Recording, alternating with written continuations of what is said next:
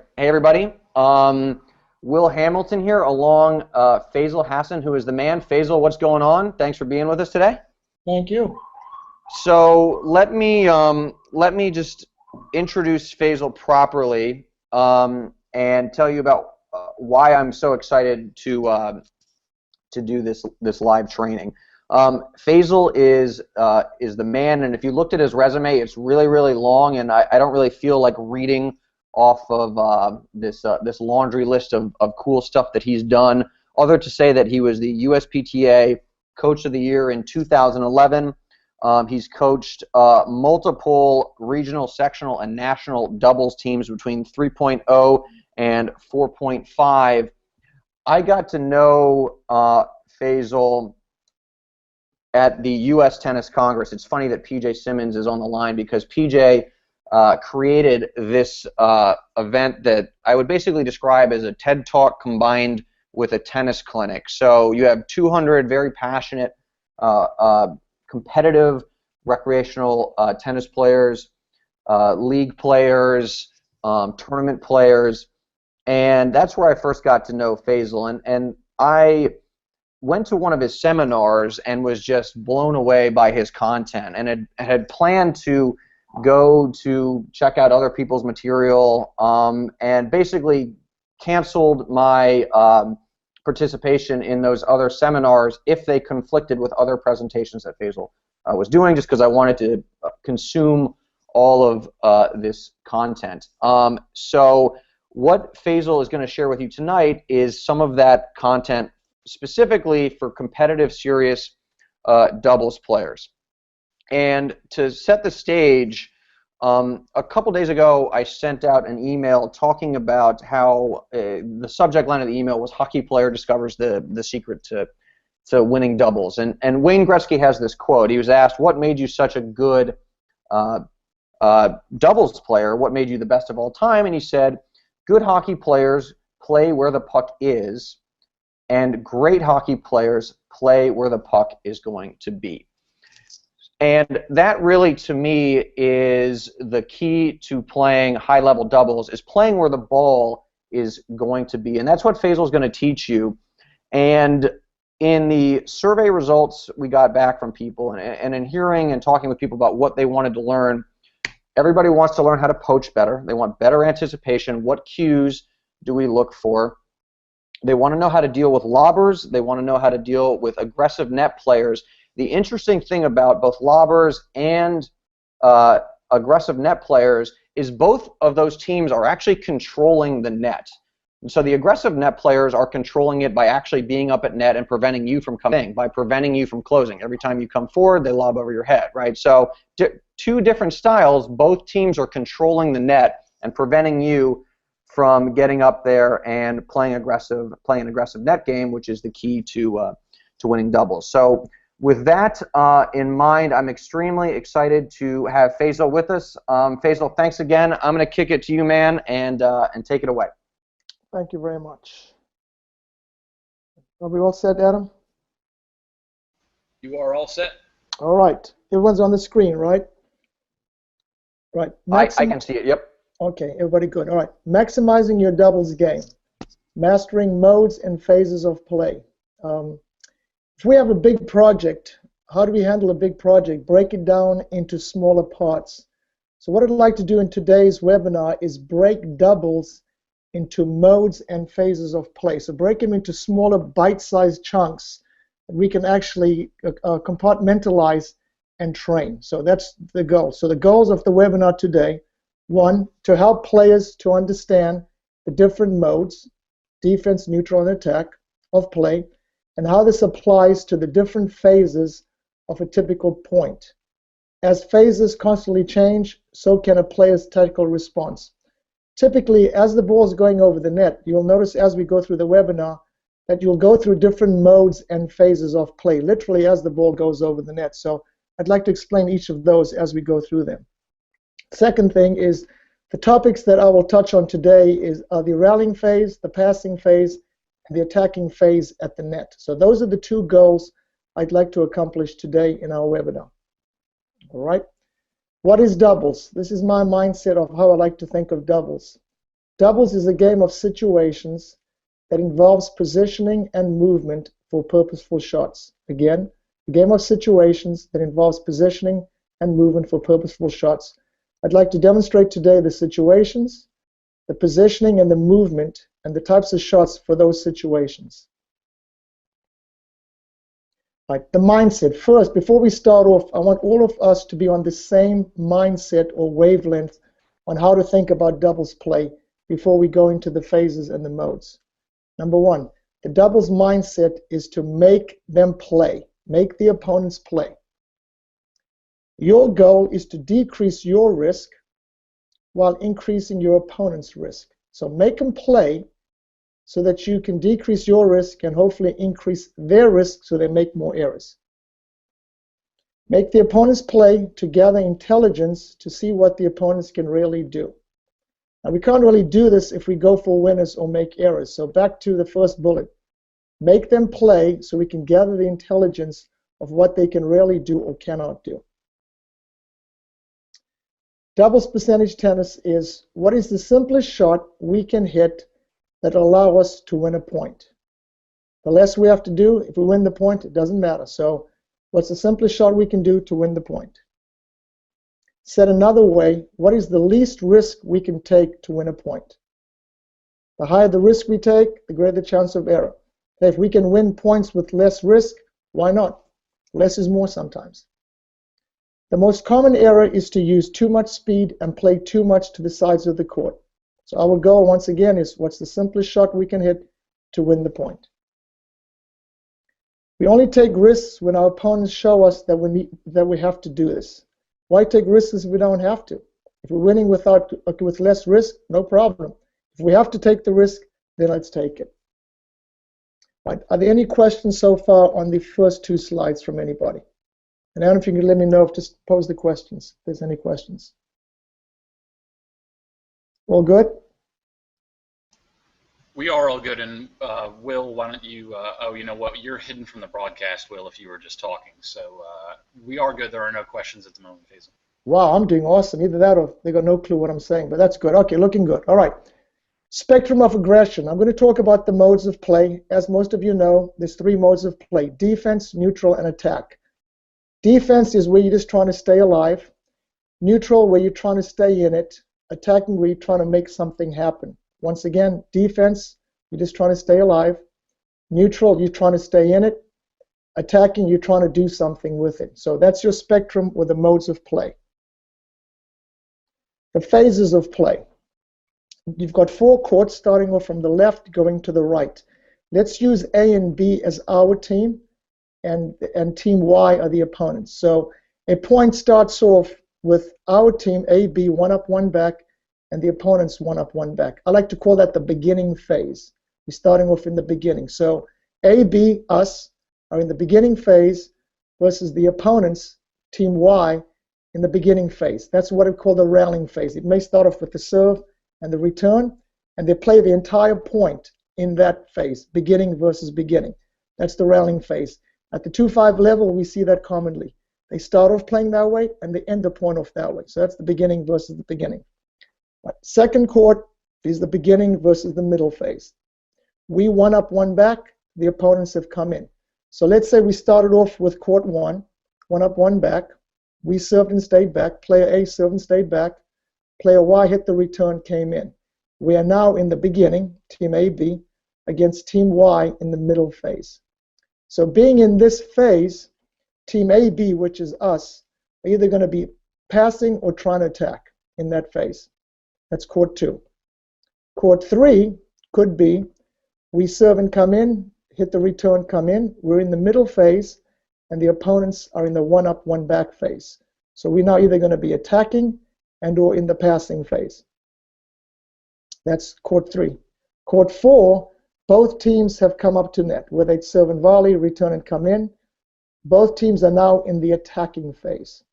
So to repeat, you got the beginning versus beginning, court 1, beginning versus middle, court 2, court 3, middle versus beginning, and court 4, middle versus middle. The goal for all of us is to master all 4 phases of play. Come a match, you can handle any type of player. So that's our goal, is being able to manage technically and tactically all of those 4 phases of play. This is huge for everybody to understand. Are there any questions on these 4 courts and these 4 phases? And I think Faisal, and let me know, can you hear me okay, Faisal? I can hear you perfectly fine. All right, cool.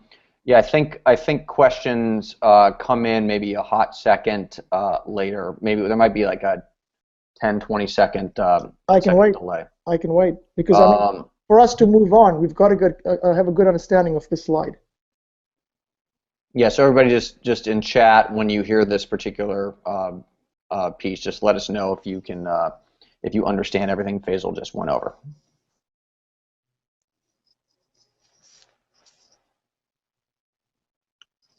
Doesn't look like we have any questions so far. Faisal, why don't you keep going? I will keep an eye on general top-level questions and jump in if we need to cover something. Perfect. Okay. So the modes of play, like we said, you're going up a ladder. Worst case, you're going to be in the bottom rung of the ladder. You're defending, and you want to work your way up to the attack phase, which is where you want to rule the net. So we're going from defending to neutral to attacking. So that's the modes of play. We spoke about the phases that I went over earlier. Now we're talking about the modes of play, defense, neutral, attack. Now let's put the phases and the modes together. Okay. What we have right now is on the left-hand side is the court, where phase-wise we are beginning versus beginning. You've got A and B, which I'm going to address A and B throughout this slide. That's us, A and B. X, Y are the opponents. So if we're in the one-up, one-back phase, or the beginning versus beginning, the 2 modes we could be in are defending or in the neutral phase. Those are the 2 modes we're going to be in. Right. What I'd like to address now is in each rectangular box, what you actually do tactically when you are in the defending phase. So right now, A and B could either be defending or they could be in a neutral mode. Let's address defending. Here's an example. I serve on player A. Y hits this great angle return right there, and I'm off the court. We are now in the defending mode. Because I'm drawn wide, in this situation there's no need to communicate because it's pretty obvious this wide ball is mine. So I'm the hitter. I go for it.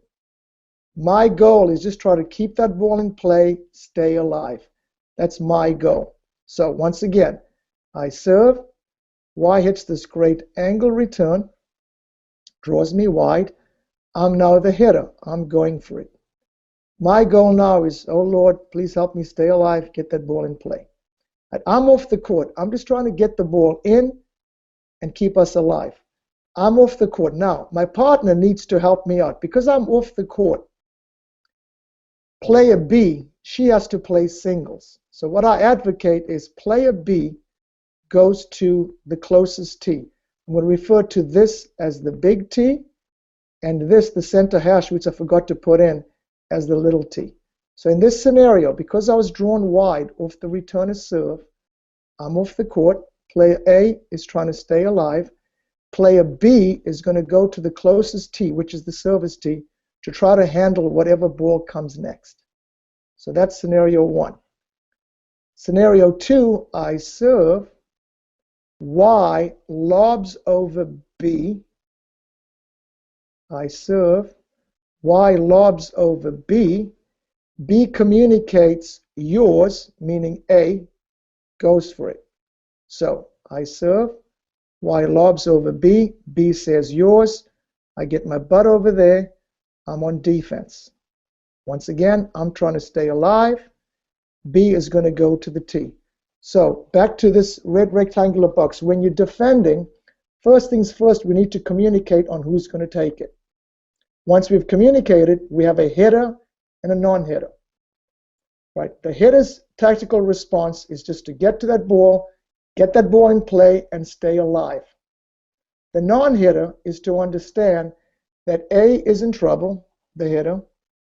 You've got to play singles and cover the middle of the court. So that's what happens when you're in the defend phase Worst case scenario in the beginning versus beginning phase. Worst case scenario. Right. Best case scenario in this situation is I serve, Y hits it right to me, I'm in a neutral phase. I'm trying to stay in it. We're not defending, we're now in a neutral phase. So in the neutral phase, where we're trying to stay in it, let's call A, the hitter, the worker B. B is the hunter, trying to hunt to try to do something, make something happen, whether it's poaching, etc. So just trying to be active. So let's talk about in the neutral mode what A does. A is the worker B in the neutral mode. The worker B's goal is to keep that ball in play, but that's not enough. Keep it away from the net player, which is player X. Hit it to the player furthest away. So A's goal is to keep it going to Y. Later on, we'll get into how you could change direction, go down the alley, etc. But for right now, 101, beginning versus beginning phase, is the worker B, player A, is going to go by and hit it past the net person. Right. In this scenario, player A is the hitter, player B is the non-hitter. Now, what I have written here is the French fry shuffle.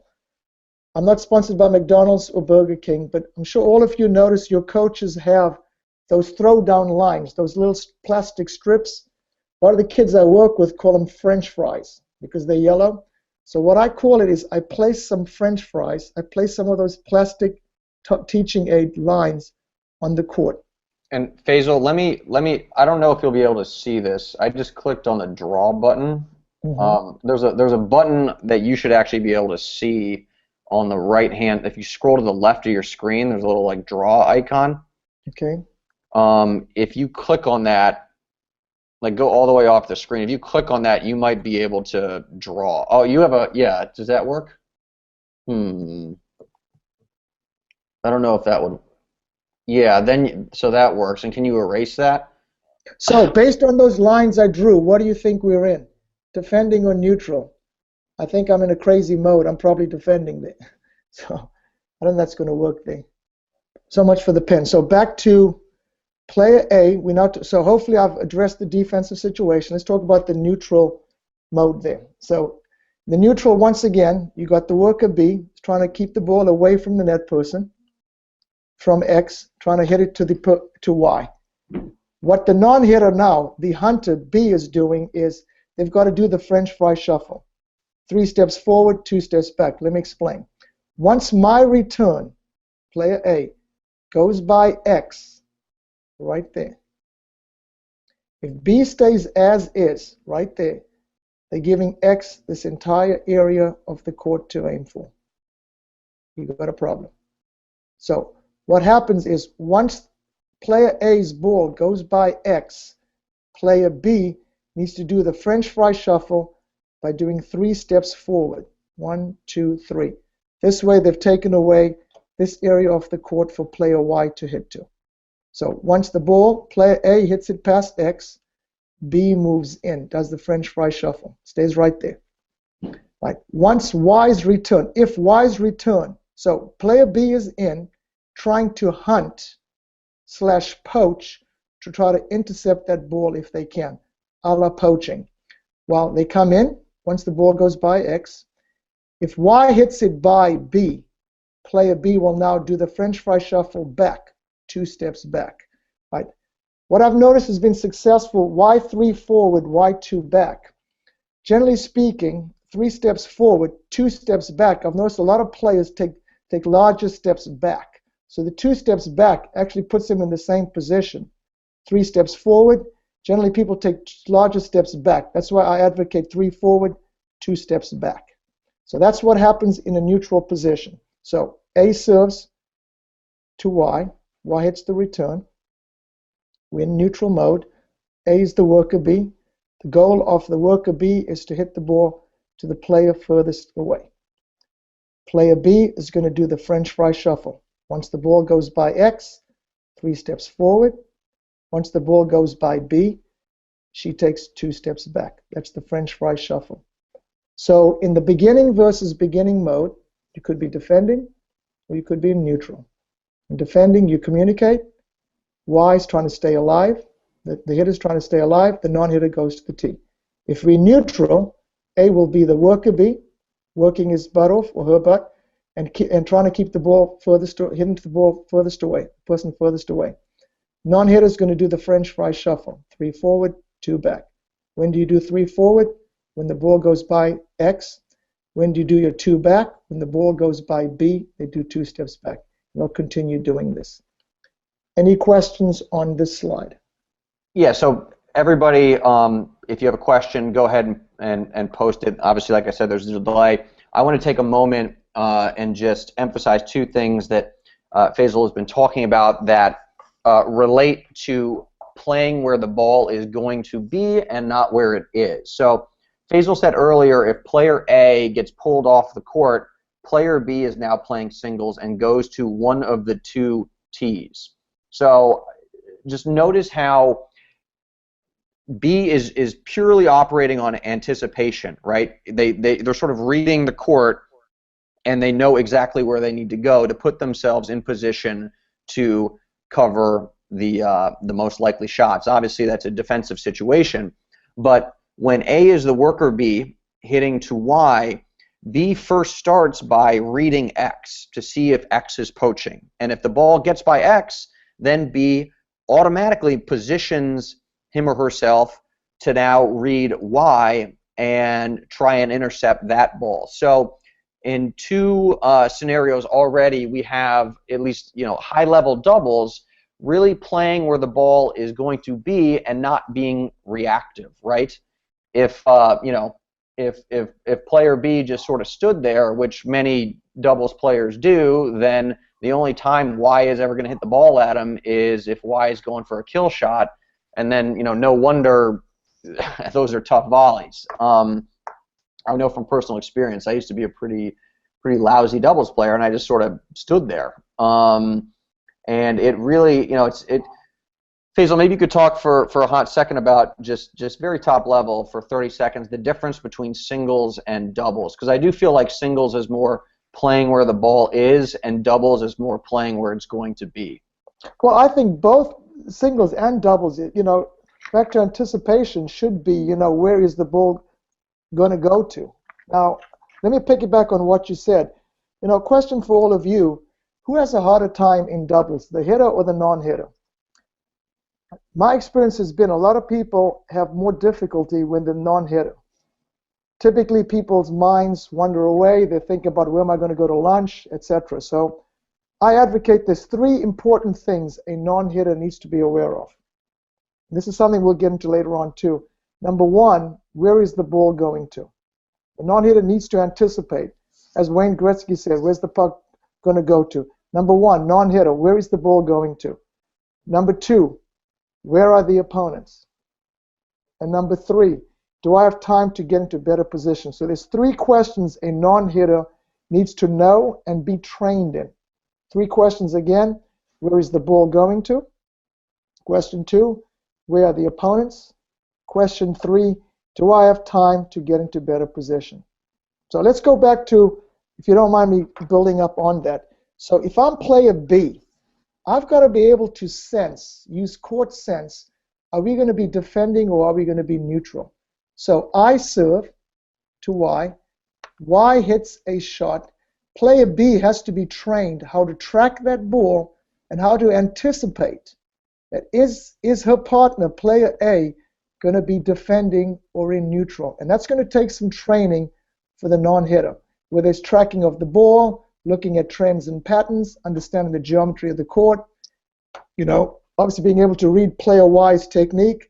Those are cues that have to be trained for player B to know where is that ball going to be going to, where's my partner going to be, where are the opponents going to be. So that's something that's huge, and I'm glad you picked up on that and mentioned that about the non-hitter. So hope I elaborate. I think I took more than 30 seconds on that, but that's fine. You know what? I'm sure everybody online will let it slide. One more question.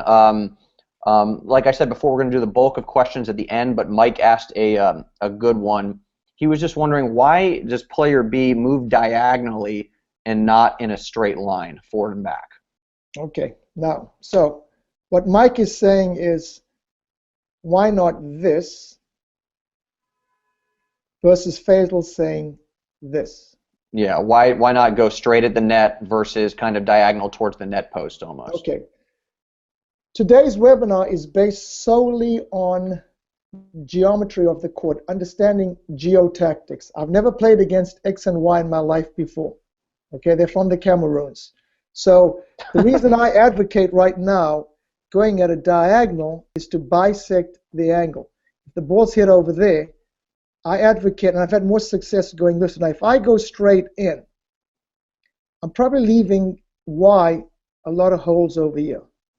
So once again, I don't know players X and Y from the Cameroon. Based on geometry, I'm going to go diagonally in to cut off the angles. Now, as the match goes on, if I notice trends and patterns that Y never goes here, then based on trends and patterns, I may say, hey, B, why don't you go straight in? So both are correct. I advocate start going off this way initially. If they're not hitting this here, bait them and come straight in. So, Mike, that is an option, but I normally like to start off with movement 101. Do the French fry shuffle, 3 steps forward, 2 steps back at a diagonal, based on geometry. Now, it would make sense going straight forward if we're seeing trends and patterns. For example, Y doesn't go there much. Y's been going more down the middle. Hey, partner, I'm seeing a trend. I'm going to make the adjustment. Instead of French fry shuffling at a diagonal, I'm going to go straight forward. If I start going straight forward too soon, I'm leaving that open. So I'm not saying the French fry shuffle is the only way. It's the way I like to start off with. And then once we start seeing trends and patterns, we can make adjustments on the non-hitter's movement. Hope that answers your question, Mike. Yep, that was great stuff. All right, so we'll keep the train moving, man, and then we'll field some more questions if they are sort of top level and they come up. But we'll, like I said before, we'll do the bulk of heavy lifting later on. Okay. The next phase, the opponents happen to come in, XY, whether it be off the returner serve, while the beginning phase that chose the right time to come in. So now we are in the beginning, and the opponents are in the middle. That's where we get the beginning versus middle. Beginning us, middle them. Right. In this phase, we're probably going to be either defending or in neutral. Let me explain now. So they've hit the return. Let's say Y hits the great angle again. Player A is running for it. Because I'm off the court, we're in defending. Obviously, I'm going to go for it. My partner goes to the tee. So the same thing applies in the beginning versus middle mode as it did in the beginning versus beginning mode, where if you're defending, it's back to communicating. Hitter, get to that ball, stay alive. Non-hitter, go to the closest tee. That's what's going to happen. So that's the defending mode, same thing. In fact, you'll notice in all the phases, the defending tactical response stays consistent to those 3 things. Communicate, hitter stay alive, non-hitter go to the closest tee. Now, we're in neutral now. A is the hitter, because I'm assuming X or Y are going to hit to A. B is the non-hitter. Right, now, this box right here is based solely on geometry. I don't know X and Y. They're from the Cameroon. I don't know them. So, Y hits, comes in, hits to A. A is not defending. They're trying to stay in it. This is what I teach. Hitter, which is player A. Direct the ball, hit to the same side of your team weight. Let me explain that right now. If we had a balance right now, A and B, our team weight is on this side of the court, on the deuce side of the court. So because we're on this side of the court, I advocate player A to hit the ball on the same side toward player X. Now, there's several choices. Now, the reason you're going to player X is to reduce the angles. If player A were to hit to Y, we're giving too many angles open for Y. If we hit to X, we reduce the angles for X. This is a tougher shot. If they go over here, Y's got this covered. So when I say hit to the same side, I mean hit it toward player X. There's several options that player A has based on what they have in their repertoire. They could drive it down the alley. They could drive it toward the opponent. They could drive it down the middle, or they could lob. So player A, based on geometry, to reduce angles for the opponent, is going to hit it to player X, which is hitting to the same side of our team weight. We're on this side of the court. Player A needs to decide what's the best possible shot. If I'm in neutral, do I go down the alley? Do I go at the opponent? At the opponent could mean at their feet, drive it at their hips, or even lob it, or go down the middle. So that's what I mean by hitting to the same side. Now, player B is the non-hitter. Through training, this phase and mode being neutral, player B will know, being trained with this, that player A is going to be going toward player X, assuming they're in neutral. If they're in defending, he's just trying to get the ball anywhere he can because he's trying to stay alive. So because player B is knowing where player A is going to go to, anticipating they're going to be going to X, is going to angle off facing the hitter, which is going to be X. The reason you're angling off this way, so instead of facing square to Y, you're going to angle off with your 10 toes pointing toward X. So this way, you add an angle. It's easy for you to cut that angle off. It's easy to cover the middle if it goes there. Even if he decides to drop volley, B can run it down. So in a neutral mode, we're not stressed. X, Y have come in. We're not stressed. We're trying to stay in it. The hitter, which is A, is going to try to hit the ball on the same side of the team weight, their choice. Down the alley, at the opponent, down the middle, or the lob. Player B, anticipating and knowing through training that A is going to do that, will angle off facing the opposing hitter. This is totally based on geometry. This box right here is based on geometry. As the match goes on, if we find X is a lot stronger than Y, we may decide between point management, hey, we need to go to Y based on tendencies and patterns despite opening up the angle. So if we choose to go cross court, we're opening up the angle. We are aware of that. But maybe the reason we're going to Y is X is too strong. So there's consequences. Nothing right or wrong in doubles. There's consequences. So any questions on this slide, beginning versus middle mode phase, the defending or the neutral mode of play? Yeah, so Pat, and again, everybody post a question, and if it's top level, I might field it. Otherwise, we're gonna save them for later. But Pat asked a question, Faisal, regarding Y and X. She's wondering why why X is closer to the single sideline and Y is closer to the center hash mark. So could you discuss that formation a little bit, as opposed to like why aren't they, both in the middle of their respective service boxes? Okay, perfect. Who asked? Pat asked? Was it Pat? Pat, yeah. Yeah, Pat, all right. I will explain this later on too, but let me explain this to you now. Tennis is played in a rectangle, as I graphically showed, but you recover in the middle of a triangle. Let me explain now. If I am Y, so right now I'm trying to illustrate to you why I've got these two line to line, as I call it. All right, player A, right, most tennis is played in a rectangle, but you recover the middle of a triangle. I'm going to show you two lines, two possible lines. Player A can hit it. Down the line, see that line? You got that line, and you got that line.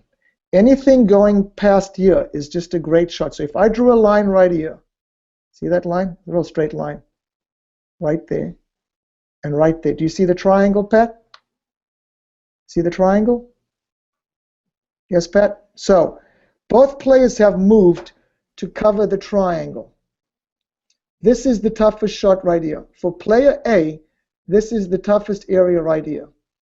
We're covering 2/3 of the court right here. Based on geometry, until they prove otherwise, if player A can hit that angle, I'm going to decide to change my placement of the shot to reduce the angle.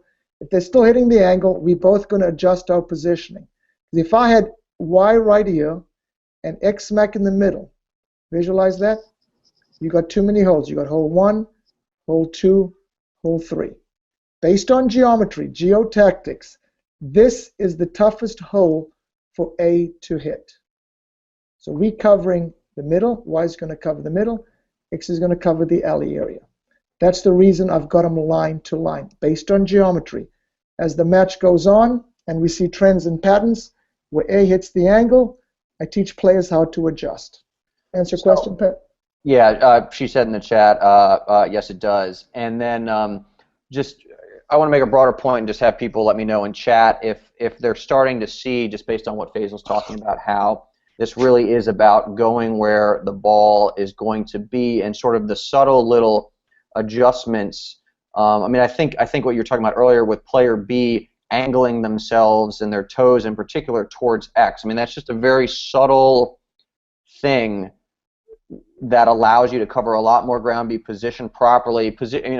Angling yourself towards X is expecting, where the ball is going to go and putting yourself in position for the most likely stuff. And that really, for doubles, is to me, and I know you too, Faisal, what it's all about is where do you expect the ball to go, and then putting yourself in position to cover that. Correct.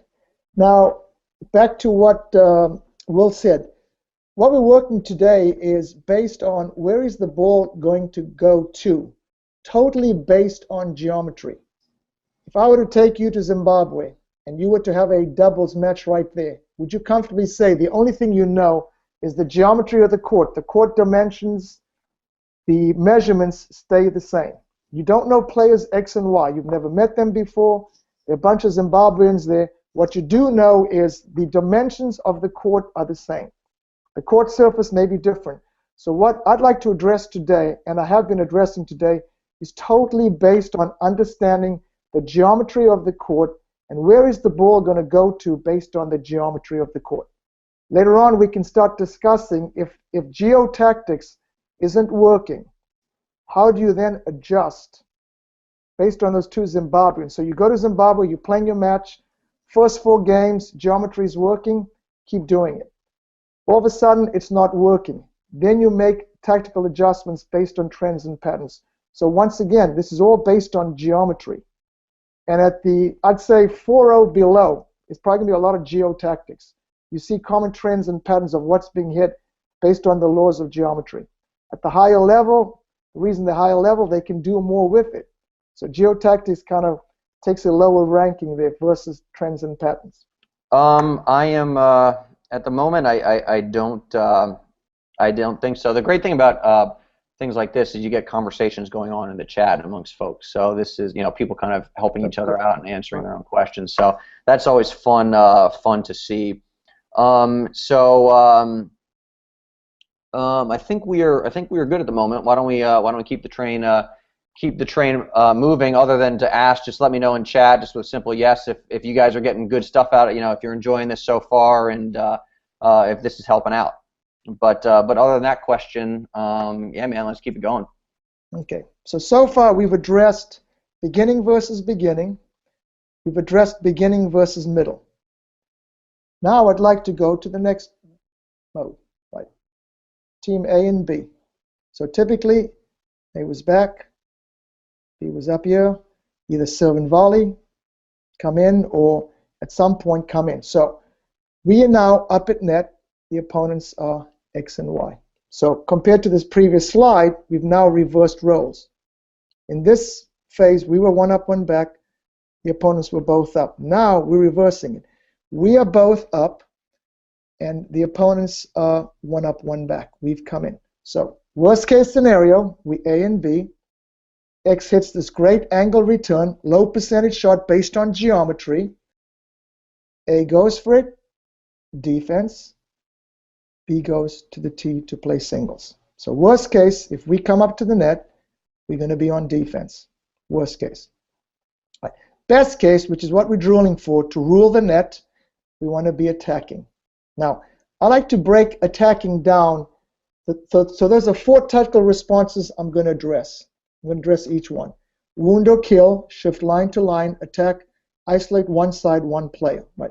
wound or kill. Once we come up to net, if we cannot put the ball away, it's a wound. Still an attacking mindset, but you're wounding. If you get a nice, easy high ball, then you kill. So when you're attacking, you're either wounding or killing. So I'm player A, I get a ball hit from X. That's a low ball, that's below the net. I'm not defending, I'm still attacking. But it's a wound. I cannot really do much with it in terms of kill it. Because I'm wounding, I'm going to hit the wound to the person furthest back. So we can still continue our building up in the attacking phase. If I try a wound to Y, based on geometry, it's a tougher shot, they're probably going to get it back. Well, if they get it back, we've taken away time from us. So wound or kill. Wound, generally go to the person furthest back.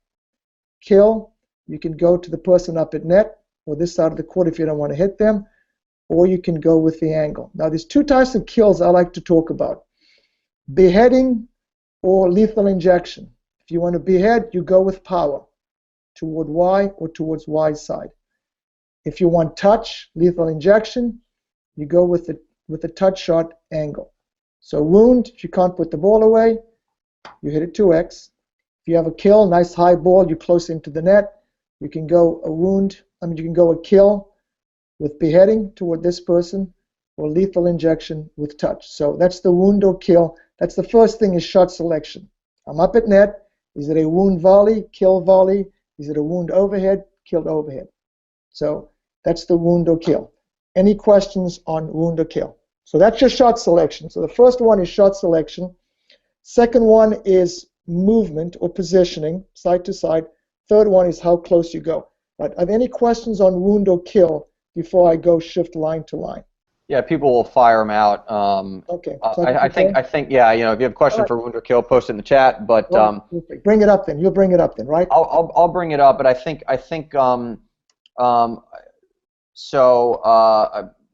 the key, I think one of the key points people need to take away, you know, there's always this question. People get up at net and they have a lot of times they feel like they have the advantage, and then they hit a bad volley or a floater. You know, it should be a ball that they end the point on, or they feel like they should end the point on, and they don't, and then suddenly the advantage is back on the other team. So I don't think the importance of shot selection should be understated, because it really, if you hit the wrong shot or make the wrong decision, you know, right now B and A have the force field up at net. You got 2 up, so you are in the stronger position, but that can change quickly if you don't make the right decision. Right. What I've noticed typically is teams A and B, once they're in the in the middle mode, they try killing prematurely, so they'll end up beating themselves.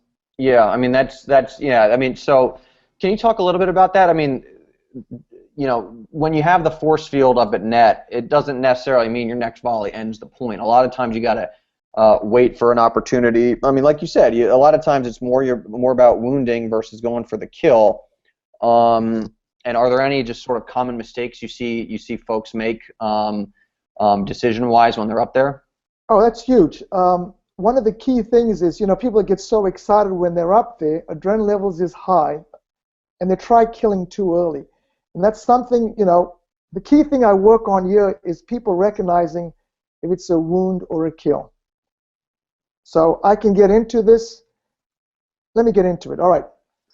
Players A and B. How do you decide if it's a wound or a kill? All right. It's basically understanding your comfort zones. I'm going to give you a diluted version on this here. Basically, your comfort zones involve what I call PBS, your positioning, your balance, and your strike zone. So let's talk positioning, okay? In order to kill the ball, do you think you want to be closer to the net or further away?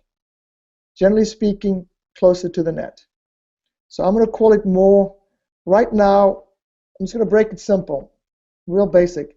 Let's put a line halfway between the service line and the baseline. Let's call this area close, let's call this deep. In order to kill, positioning-wise, you want to be close. Positioning, balance. I'm player A. Would I like to have perfect balance, average, or poor balance? Well, I'd like to have perfect balance when I'm hitting a volley. Strike zone. Do I want a high ball or a low ball? So I tell players, the way you decide if it's a wound or a kill is understand your PBS. It's back to anticipating. As the ball's coming toward me, I need to predict how my positioning, balance, and strike zone are going to be. So it's a legitimate kill if I'm in close positioning, my balance is perfect, and I get a high ball. Then and only then is it a kill. Let's say I'm back here. Okay? Positioning, I'm further back. Right? My balance is perfect. The ball is high. One factor is against me. I'm too far back. Because one factor is against me, it's a wound. So wound or kill is determined by your PBS, your comfort zones, your positioning, your balance, your strike zone. If all three factors are in your favor, positioning, balance, strike zone, that makes it a kill. If one of those factors are against you, it's a wound. If all three factors are against you, you're defending. Your balance is off, your strike zone is off, the ball is way low, your balance is off, it's a defending volley. So back to PBS. All three factors, positioning, balance, strike zone, are in your favor, it's a kill. One factor against you, it's a wound. Two or more factors against you, you're defending. So here's an example. X hits a wide dipper. It's dipping over the net, which means my strike zone is low. Because I'm going wide, my balance is probably going to be off. So my balance and my strike zone are off. Two factors against me, I'm defending. Good luck, Faisal, you're defending. Player B goes to the tee. All right. X hits a high ball. Strike zone is high. Player A is positioned close. Balance is perfect. All three factors in their favor. It's a kill. Go with power or go with touch with the kill. Wound. Player X hits a ball to me that's below the net. So my strike zone is low. My balance is perfect. And my positioning is close. One factor against me. It makes it a wound. Now, what has been very helpful for player B, the non-hitter, a lot of times, if I'm player B and player A is hitting the ball, a lot of times player B doesn't know where player A is going to hit the ball.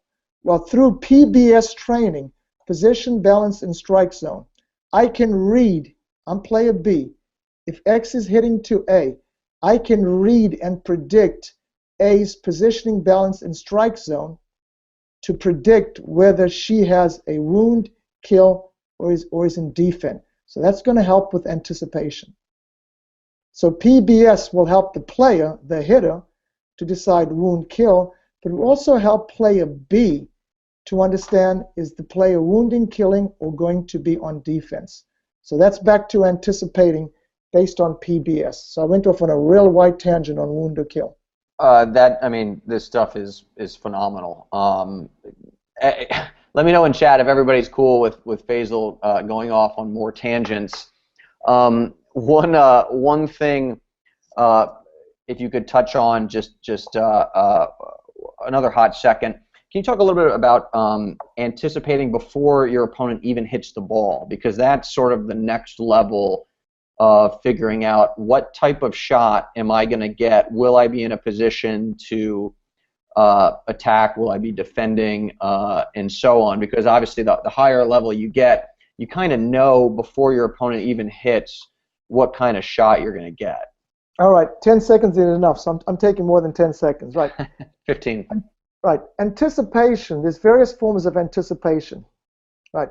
The first form is tracking anticipation, trying to get information from the tracking of the ball. That can be trained, tracking anticipation.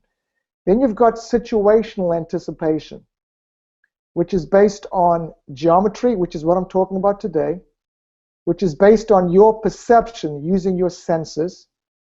So under situational, you've got geometric anticipation, you've got perceptual anticipation, which is PBS is perceptual anticipation, trying to read positioning, balance, strike zone.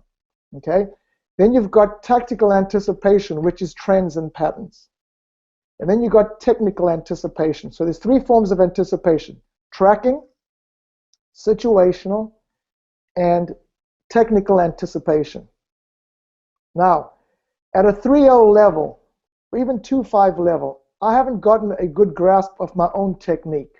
So how can I train a player how to anticipate a player's technique if they don't understand their technique? So what I found helpful in the progression of teaching anticipation is start off with teaching players how to track the ball, whether it's coming toward them or the ball's going away from them. Then teach them geometric anticipation. Then as they get more versed with anticipation, going with perceptual, trends and patterns, and then technical. So what we're addressing today, anticipation-wise, how to track the ball, how to use geometry, and how I just explained wound or kill using PBS. Does that make sense to everybody? So technical I save for last minute. I rather save technical on different cues. How to read the shoulder rotation, how to read the racket, how to read the footwork. But can a 3-5 player actually gather that information, being able to read the shoulder rotation, you know, racket swing size, footwork, etc. So I normally start off with tracking and then go with geometric, perceptual, trends and patterns, and then the technical part. That's a long version explanation. No, that's great. I mean, it's sort of what's your order of operations. I mean, Correct. you don't need to be incredibly nuanced and subtle to start. Get the big picture, and then you can start drilling down on a particular player's sort of tendencies. You were saying that I got a buddy. I was just thinking of right now. You know, whenever you hit him a short forehand cross court. So if my buddy was player X and I'm player A, he's almost always going to hit off that low ball the angle forehand dipper, and he does a great job doing it. But that's, you know, I can sort of read that because that's, like you said, like that's where I start to, you know, I know the player, I know what his windup looks like, I know if he's on balance, if he's going to go for that. If he's running forward and he's scooping, then he'll probably go for a lob instead. So that's you know, you don't need to be there yet. You need to check off the big boxes, and then you can drill down from there. Correct. So hope I answered that question. Everybody in chat seems to enjoy your tangents. So I think we're all good, man. Don't tell my wife that. You like the tangents. She goes crazy with them. Anyways, okay, sorry, go ahead. So can I move on to the next slide? Absolutely, yep. All righty. The last one is, once again, we're A and B. The way we've gotten here, maybe serve and volley, hit the return, come in. So both teams are both up, what I call middle versus middle. Now, modes of play here, we're either going to be defending or we're going to be attacking. I've seen this level of play consistently at the 4-5 higher level, where all 4 players come up at net. So I typically ask players, which phase are you frequently in and what's important? So let's get into this. And once again, based on my experience, I see this level, middle versus middle phase, predominantly at the 4-5 and higher level, where they consistently do that. Point after point, serve and volley, chip return, or hit the return, come in. So let's address this though. Right. Once again now, the modes of play, you could be defending or you could be attacking. Defending is same thing. Here's an example. Y hits an angle based on PBS. Positioning, I'm off the court. Balance is off. 2 factors against me. I'm on defense. Player B anticipates my PBS, recognizes I'm going to be, not I am, it's too late. I'm going to be on defense, goes to the tee. So hitter, stay alive, non-hitter, go to the tee. That's the defending mode. Now you're attacking now. In this mode, it's totally different to the slide before, where we were up, the opponents were up. Okay, well, 1 up, 1 back. Oh, whoa, I screwed up, hold on. I've not addressed shift line to line. Whoa, I messed up. Can I go back, everybody? Forgive me. Yeah, no, you're all good. People were saying in chat what happened to 2, 3, 4. So we'll let it slide, man, this one time. No, I just did that to see if you all were paying attention. You all were kind of slow to us. Okay, there we go. All right, I got it. That's very clever of you. Okay. Now, all right, so we addressed wound or kill. Now, let's talk positioning. Back to Pat's original question when she asked earlier why they going close to the line. So how do we move side to side or cover the court east to west? If the ball's hit over here, this is the toughest area for this person to hit. So I like to use the word shift, go line to line. This partner covers from here to there. Player B's got this covered. Player A has got it covered from here to here, based on geometry. So we're leaving this third of the court open. So based on geometry, if the ball's hit to X, we shift line to line. That's the shifting process. One of the challenges now when people come in is, do I get close to the net or do I hang back? So I like to call hanging back around the service line hovering. I like to call people closing in smothering. So the degree of hovering and smothering is up to that person. So I shift line to line. If I predict X is going to lob, it would make sense for both of us to hover. If I predict X will be unable to lob, it makes sense for both of us to smother. Hovering and smothering is an anticipation cue. And generally, I like to use at the 4-0, like the 3-0, 3-5, 4-0 level, I like to use ball tracking. Right? I'm going to give you two visuals. I hit a ball. Flight 1 is from the time I strike it to when it bounces. Flight 2 is when it bounces to when the opponent hits it. And there's two trajectories you can have, a rainbow or an arrow. So I'm going to visualize. This is a rainbow. That's an arrow. So if both flight 1 and flight 2 are arrows, are more linear, it's generally tougher for X to lob. Because to hit a lob, someone generally needs to get underneath the ball if they're going with an underspin lob. So we're now getting into how do you predict hovering or smothering. If a volley is hit where it's got an arrow trajectory, it's going to be tough geometrically for X to lob. You can smother the net. If your volley has a bit of a rainbow arc to it, it may be lobbed based on geometry. We then hover. So attacking could mean hovering and smothering. You hover if you're anticipating a lob. I just use tracking anticipation. You could use the geometry. If you hit an angle, generally it's tougher to lob. Or you could use the trends and patterns. Opponent X lobs every time on the backhand, never lobs on the forehand. That's based on trends and patterns. You could look at the way they rotate. The more somebody rotates the upper body, the less likely it's going to be a lob. It's going to be a drive. But the hover and smother comes through anticipation. So I tell players, once you attack, let's teach you the anticipative cues of where's the ball going to go to. Hover if you predict a lob, smother if you're going to close in. So we've addressed wound or kill, we've addressed shift line to line, we've addressed attack. Isolate one side or one player. So you're always ganging up on one person. Imagine you're constantly getting wounds and you're going to this person. After a while, this person's isolated, they're going to get lonely, they're going to try intercepting. So tennis is always a game of 2-on-1. Two of you are going to pick on one person, isolate the other. So in a wound, for example, play, if you got a wound shot, you're going to keep going to X. You're going to pick on that player because you can't put the ball away. If you're killing, you're going to gang up on this player and isolate that player. So you're always doing some form of isolation. So I hope I addressed all four because I forgot that. So I hope that made sense. Wound or kill, shift line to line, attack, hover or smother, or isolate. Now once again, I'm just giving you tidbits on each one. If I need to get in depth on each one, I'll be glad to do that. So any questions before I go on to the slide that I went on to earlier? Yeah, so I have a comment and then a question that somebody asked. If you are, or why, this is the comment, just I know a lot of recreational players are frustrated with their doubles games and they feel like their volleys aren't up to snuff.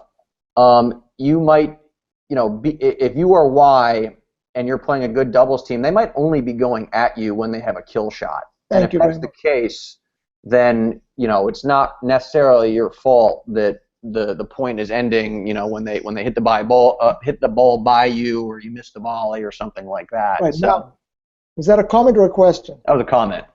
Okay. That was a comment, yeah. Okay, because the reason I'm saying right now, we're just addressing this team, right? if we were addressing this player, it's really beginning versus middle mode, correct? Mm-hmm. Correct? That's another slide. Because this slide is actually addressing this team. You're asking this question for this player. Oh, correct? yeah. I was making a general comment just because I know a lot of players sometimes get frustrated being Y, and they think, if I'm up at net, I keep missing volleys and stuff. A lot of times it's because, the kill shots are going at them. Well, can I explain that going back to the slide earlier? Yeah, of course. You can do whatever you want. Because it's an interesting story I had. Go for it. So, we've now transposed Y to B, correct? Yep. Right. Now, I had a situation one time. There was a league team. This player A came to me and said, I played so well, but my partner just sucked at the net, and she screwed up. And unfortunately, player A said this in front of player B. It got so nasty in the clinic. These two ladies got so nasty, I had to send them home in different directions. So B was complaining. Well, A was complaining B volleyed really poorly. And A said, I was hitting these great shots today, and that person just screwed up. But listen to what happened now. Player A should have hit the ball on the same side, right? Player A kept hitting the cross-court shot, all right? Wasn't that strong. What did Y have? All the angles. So player A thought, I'm hitting these great angle shots, but Y keeps hitting to B, and B keeps screwing up. So the issue really was B's volleying was breaking down because of the shot that was hit to Y. A kept hitting these shots over here, and this person was having a feasting upon B. So the issue wasn't B's volleys were off. A was hitting these shots, creating the angle for Y, making it very difficult for that. So if, let's say, Will, you were player B and you kept complaining about your volleys here, first thing I'm going to question is, where was your partner hitting the ball? If it was X, we need to work on your volley technique. If it was Y, hitting to Y, the angles were created, you're sitting duck. So I trained both situations. How, if A hits to X, how to handle your volleys. If it hits to Y, good luck. You're going to be hitting defensive volleys. So did I answer your question on that one? So it could be an issue is player B's volleys lacking in effectiveness and efficiency because of where A is hitting it to?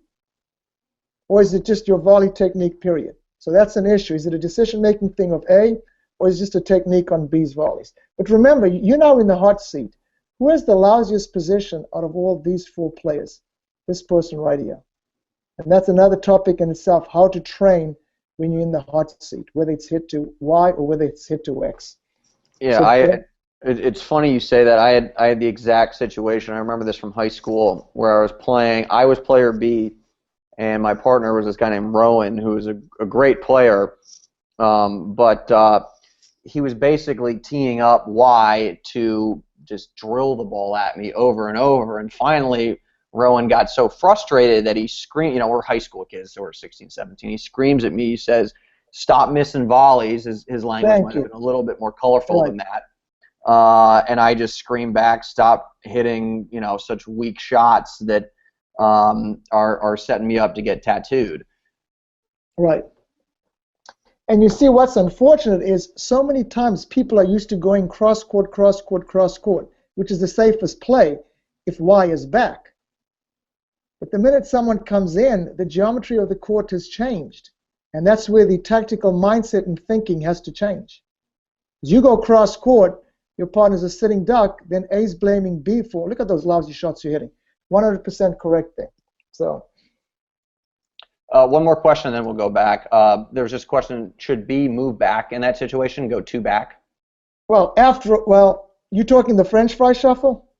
No. So if just in a situation like that, there's just a question: should B actually back up to the baseline in this scenario? Now, anytime we have to make adjustments, okay.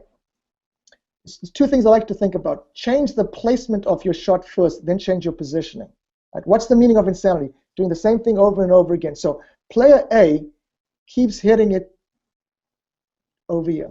And this is how you can handle, so you're going over here, and you keep getting burned. After a while, I'm going to say, partner, have you noticed every time you've gone over here, I've been a sitting duck. So let's try something different. You're doing the same old thing, we're getting the same old information. Why don't you change your placement of your shot to take this away? So I always suggest go with placement first, because the minute you go back, who's now totally ruling the net? X and Y.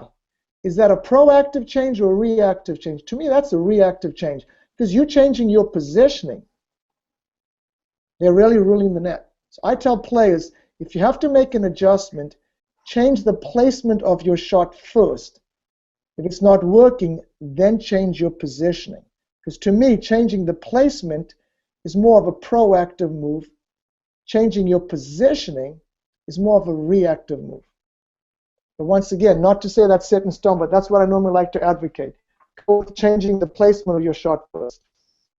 Yeah, I had never thought of it that way. That's a great. I mean, that right there is just gold. I mean, I just wrote that down. I'm taking notes like hopefully everybody else is. I mean, that was gold. So there will be a clap. test at the end, by the way. Oh, really? There's an exam?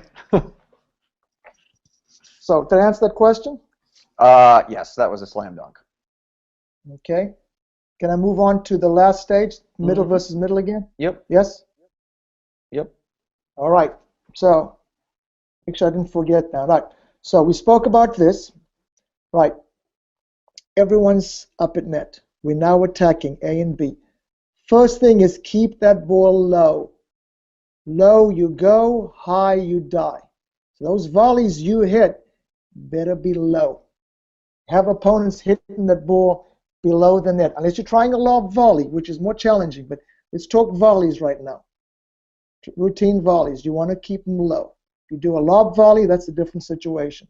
I think at the 3-5, 3-0, 2-5, it's tough to lob volley. So that's one thing. So keep the ball low. Number two, keep it on the same side. We're on this side of the court. Hit it toward X. Because if we hit a low volley, unless we had a really good kill, I'm assuming wounds now. This box right here is assuming wound volleys, not kills. I'm assuming wound. Because most of the play are wounds. When you're up at net, players pay attention to how many wounds and kills you have based on PBS. So, assuming they're wounds, keep it low. Number two, keep it on the same side. So if I were to volley to Y, and it's a wound that they can get back, we've opened up the angles. So same side, because we're on this side of the court, keep going toward X. That's the same side. So keep it low. Keep it on the same side. Number three, take the pace off your shot. It's a wound. If you take the pace off, what does that give you? It gives you more time to close in where you can smother. So if you keep the ball low on the same side, take the pace off. The opponents cannot hurt you. You now can afford to close in and smother and totally rule the net. So those are the four. It's what I call LSPC. I'm full of acronyms, as you all are learning. LSPC, keep it low, keep it on the same side, take the pace off, close in if you're wounding. You do all these, you have a good chance of getting a kill. So this is your tactical response when you're attacking in wound mode. Now, if you have a kill, it doesn't matter where you go to because it's not going to come back. So that's your tactical response in middle versus middle when you're wounding. Any questions on the last slide? Yeah, everybody, fire out some cues real quick. If Don asked, why not a low volley to the middle? Now, good. Do you agree? Was it Don you said? Mm-hmm, Don. Okay, Don. Now, to me, every ball has an angle. So I'm going to draw a line smack between X and Y, right there. A true down the middle would be a ball traveling straight through that line. Every volley, generally speaking, has angles. So when I say down the middle, let me use A here. I like to use down the middle, down the line, and down the middle cross court. Because so When I say down the middle, I break down the middle, down the middle, down the line, and down the middle. So if I'm A and I want to hit down the middle, I'm going to try to angle it more toward down the middle, down the line. Because if I go down the middle, cross court, I've opened up the angles for this player. So I actually break down the middle, down the middle, down the line, down the middle, cross court. Because you're never going to get a true down the middle, which is smack between them. The only way, tracking anticipation, is if you get a ball coming straight this way, angle of incidence, angle of reflection. Here's the angle of incidence. Well, if you want to go back down the middle, you've got the same angle there, angle of reflection. So it's angle of incidence, angle of reflection. Down the middle, down the line, down the middle, down the side. I get specific with that. Hope that answered your question, Don. And can you, there was a follow-up just about, can you go into a little bit more detail about taking pace off the ball? Because there's the question of, well, if you try and hit it softer, doesn't that set the other team up for a kill shot? All right, oh, good. I was waiting for that. Who asked that question? I think that was actually Don's follow-up. So Don's on fire. Don, you're on fire. I'm going to fire you. Ready? Watch this. Number 3 is take the pace off. What's number 1? Keep it low. If you take the pace off and do not keep it low, you're going to get tattooed. So once again, it's keep that ball low so they can't kill. Keep it on the same side so we don't open up the angles. Because we've kept it low where they can't kill us, kept on the same side where you don't have to move, we now can afford to take the pace off. A tangent, Don. This game would be very easy if you didn't have to move. Well, reality is we have to move. Well, if I'm A, and let's say I keep the ball low, that's good. We're not going to get killed. But I hit it to Y. What have we just done? We've opened up the angles, which means we've got to move more. Well, if I keep it low, but keep it on the same side, we don't have to move. We're already positioned to cover that triangle. So if we keep it low on the same side, we can afford to take the pace off. But if we do neither 1 or 2 and try to take the pace off, we are dead. We're going to get tattooed. So that's the sequence I use. Low, same side, take the pace off. Hope that answered your question, Don. Cool, cool. Looks like there were actually 2 Dons, so it might have been, we don't know if it was the same Don or not. No problem. Okay. Any questions on the attacking tactical response in the wound mindset? Low, same side, take the pace off, close in, flash smother. So once you've done those top 3, low, same side, close in, excuse me, pace off, you can afford to close in now because they can't hurt you. Closing in, smothering, with the understanding you're now getting ready for the kill.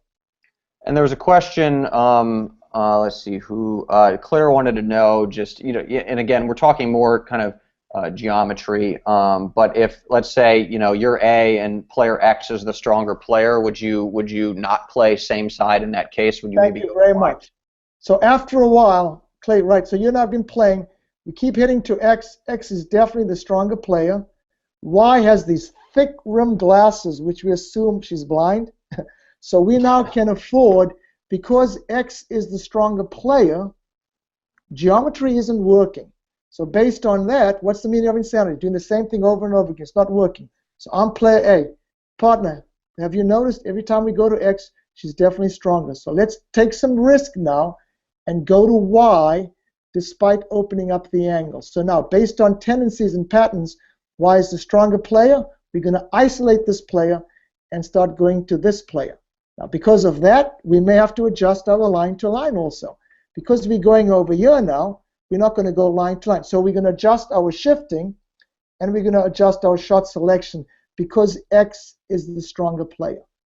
But that's where the two of us need to decide, is this now time to change? I generally tell players, go with geometry of the court, and if you've been burned 3 times, at least 3 times, start making adjustments. So based on what Claire said, if X is a stronger player, it hasn't worked 3 or 4 times, discuss. A and B need to discuss, hey, forget about the same side thing. X is too strong. Let's take that risk and go to Y and make adjustments based on that. Nice. Hope I answered the question. Okay. Yep, I think the answer to that is yes. But Adam, can you come back to my screen in particular, my computer screen, because I know a lot of you on the line right now want to go deeper. So I asked Faisal prior to this presentation if he would be open to teaching a more in-depth course on basically every aspect of ruling the net. And Adam, can you put up the button that'll take people to the page that sort of describes this program we've put together? It's called Rule the Net. If you click that link, folks, it'll open up a new window where we are teaching we're doing 3 training classes with Faisal, just like this one. And if this program interests you, actually do not get it yet, and there's a reason why, so just hang tight. But we're going to be doing 3 training calls where the first training class is like this one, where the first one is going to cover advanced poaching and serve and volley techniques, where we're really going to drill down into the nuances of how to poach. So you can see on the screen, if you're following along with me, if you're the type of player who feels like you let too many poachable balls zip by you and you don't put your volleys away, then this is a training class you'll definitely want to get. We're also going to cover how to change tactics and adapt and still stay aggressive, particularly if your partner doesn't cover the middle of the court, or very common if your partner is a singles player and doesn't understand double strategy. So that's the first training class. The second one is completely dedicated to defeating lobbers. Now earlier I said that a lobber is that team controls the net by preventing you from getting to it. So this entire training is all the tactics you can use to prevent a team from lobbing you to death. Even if you're a shorter player, I'm only 5'8", or you're older and you maybe have lost a step and you worry about being able to move back to cover that lob. And then the final training class is going to cover aggressive net players who are just all over the net, poach on all your returns. You can't seem to get the ball by them. Now these classes individually are normally $97, but I've worked out a deal with Faisal where we're going to do it. It says $97 here, but that's actually not the case. The reason I didn't want you to get it is because if you use the coupon code DOUBLES, so just doubles, by midnight Pacific time tonight, we'll knock off an additional 52%. It's just a $47 one-time fee for the course. And then we also have some cool some bonuses. This one's the coolest, Faisal. Can you just talk a little bit about the visual training system? Because I haven't actually really seen this material, but you just described it to me, and it sounded unbelievable. It's basically training the visual system for the non-hitter. Remember we mentioned how the non-hitter has the hardest time on the tennis court because the non-hitter has to be able to know what's happening on the court, i.e. where's the ball going to, where are the opponents, where's my partner, where do I need to go to. So I actually train the visual system, where do the eyes go movement-wise. So in all these modes and phases, what you see is what you do. If I don't see it, I can't do it. So I've actually come up with a system that trains players, the non-hitter, where to pay their attention to. Where do the eyes go when you're in the different modes to pick up the cues? So beginning versus beginning, where do the eyes go? Middle versus beginning, where do the eyes go? So literally training eye movement. Because if you don't pick it up, you can't move at all, you don't know what's happening. So I actually train the visual system, train the auditory system. Typically, perceptual anticipation for the non-hitter involves using their senses. 2 senses you don't need, smell or taste. I don't want to smell the opponent, I don't want to taste the ball. But we do train how to use the visual, the auditory, and the kinesthetic. So that's what we really get into, but I really get into the visual system of how to train the eyes of the non-hitter, what we call saccadic movement. You don't want wasted movement of the eyes. So that's a topic of its own. It's exciting. So I hope I answered that question. Yeah, I mean, I actually, unrelated to what we've been doing together, but I've started working on how I actually watch the ball. You know, the 3 phases of watching the ball are scan, track, and focus. and most players don't focus particularly well. Having worked on that the last couple months, it's amazing what it's done for my game. Just cut down errors. I hit it cleaner. Place it where I want. I mean, it's pretty unbelievable. So that, when you mentioned that you had a system for this, I got super excited.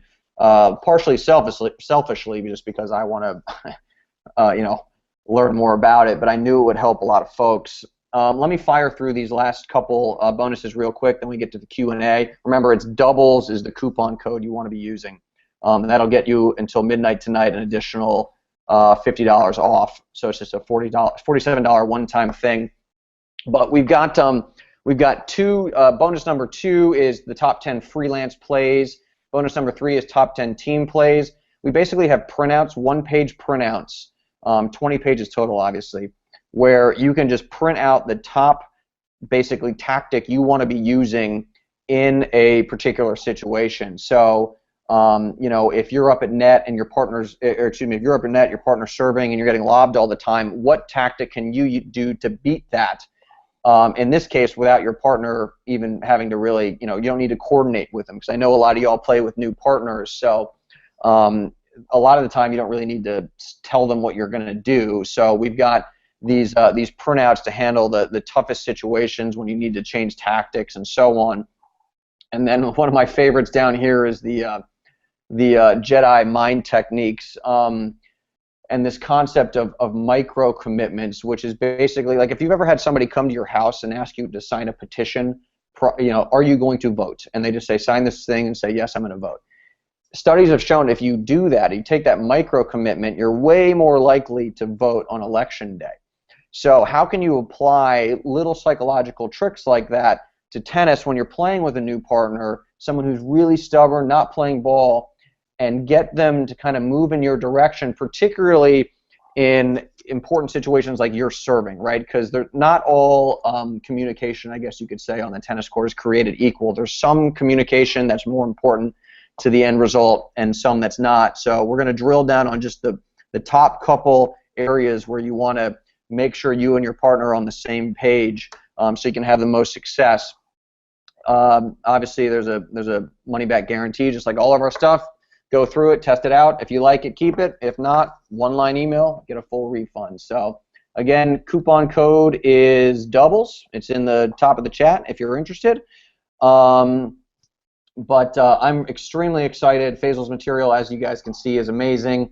It's over $300 worth of stuff. The 3 training classes are $300 by themselves, but with the bonuses thrown in, it's an incredible value for just $47. So coupon code doubles. With that in mind, if you have questions about the course, feel free to ask it in chat. But Faisal, let's get to some Q&A, man.